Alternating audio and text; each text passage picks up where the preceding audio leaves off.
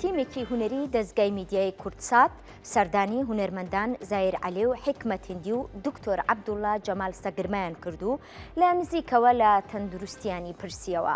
دووپاتیان کردەوە کە وەک هەمیشە کورسات دەرگای کراوەیە بۆ خزمەتی هونەر و کولتوری کوردی. چەند ڕۆژێ پێش ئێستا باش نەبووم، بەس ئێستا باشم. ئەتوانم بچمەوە ناو کۆمەڵ. یەکەم ئیش و هەموو کارێکی هونەری ئێمە کە دەستی پێکردووە لۆی دەستی پێکرد. ئەوە دەستگایە بوو توانی ئێمە بە هەموو دنیا بناسێنێ. ئێمە خەردارین. خەرداری ئەو دەستگایین. کورسات دروشمێکی هەیە، ماڵی هەمووانە. کە ماڵی هەمووان بوو معناوێ منیشی بەرەکەم و هەموو نەروەندانیشی بەرەکەوێ. ئەمە دیاردەیەکی زۆر جوانە، زۆر پیرۆزە، دەستان خۆش بێ، بەڵام با هەر فەنانەکان نەبن. وەلای نووسەر هەیە، مۆسیقی هەیە، کەرپەنانە، زانای ئاینی هەیە، پیاو ماقوڵانی ناوشار هەیە. هەموو ئەوانە کە تاریخی سلێمانیان دروستکرد زۆربەی سەردانیان بکەن، چونکە ماڵی هەمووانە. کورسات چۆن دروست بوو با ئەو بباسکەم. ئێمە لە خاک گروپێکمان هەبوو، گروپی بەرنامە بەڕێز ڕەونشاد کاکبەرزانی قالی خەلووز ئەیبر بەڕێگاوە ژوورێک بوو لەوێ بڕوا بکە ئەکسسوارەکانی مار و دوو پشک و سەگ و هەموو شتێکی تیا بوو کە ئێستا کافتریایە لە ناو کورسات. و کاتێک کە کورسات دروست بوو ستافەکەی ناو هاوین و ئیتر مەجموعەیەکیان گواستەوە چوون بوون بە ئیدارەی کورسات.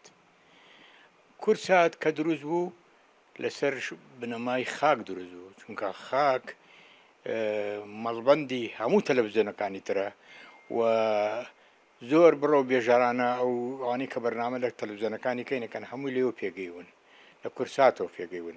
واتە کورسات ئەتوانم بڵێم داینەمۆی هەموو ڕاگەاندنەکانی کوردستانە. بەڕاستی کورسات ماڵی هەمووان بووە، هەمیشە یەکێک بووە لە کەناڵە جوانەکان. من ساڵانێکی زۆر لەوێ کارم کردووە، یادگاریەکی زۆرم هەیە لەگەڵ یەک بەیەکی هەموو کارمەندەکانی ئەوێ. بەڕاستی پێزانم زۆر سوپاسدانەکەم.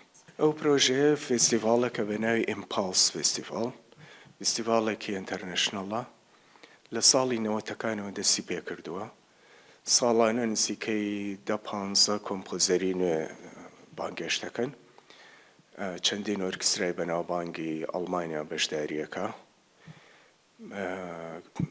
ئیدی ئەم ساڵ خۆشبەختانە کارەکانی منیان قوبوڵ کرد، منیان بان کرد.